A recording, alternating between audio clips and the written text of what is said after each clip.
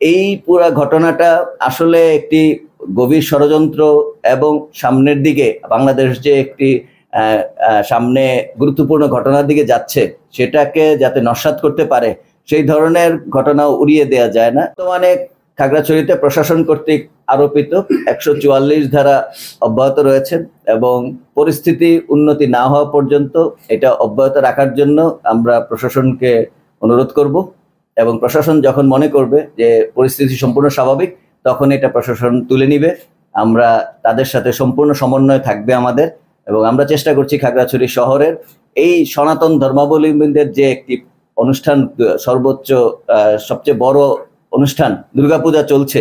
আমরা এখানে যাতে সবাই স্বতঃস্ফূর্তভাবে অংশগ্রহণ করতে পারে সেজন্য আমরা সকল ধরনের সাহায্য করছি এবং সকল ধর্মাবলম্বীদেরকে শ্রদ্ধা জানিয়ে আমরা কিন্তু নিজেরাই তাদেরকে ফ্যাসিলিটেট করে দিচ্ছি যারা এই সময়টাতে তারা যাতে এটা আনন্দ করতে পারেন। এবং একই সাথে আমি বলতে চাই যে 3 পার্বত্য জেলায় এটার প্রভাব কিন্তু পড়তে পারে। খাগড়াছড়ি অলরেডি এটা ফেস করে ফেলেছে এবং আমি বলতে পারি রাঙামাটি এবং বান্দরবনে যে আগামী কয়েকদিনের মধ্যে এটা ঘটবে না সেই সম্ভাবনা উড়িয়ে দেওয়া যায় না। তো আমি সেই সাথে এইটাকে শিক্ষা নিয়ে বান্দরবান এবং খাগড়াছড়ি তারা তাদের মতো করে তৈরি হতে পারে এবং আইন শৃঙ্খলা রক্ষাকারী বাহিনী এবং প্রশাসন সেটার বিরুদ্ধে প্রস্তুতি গ্রহণ করতে পারে। আর সর্বোপরি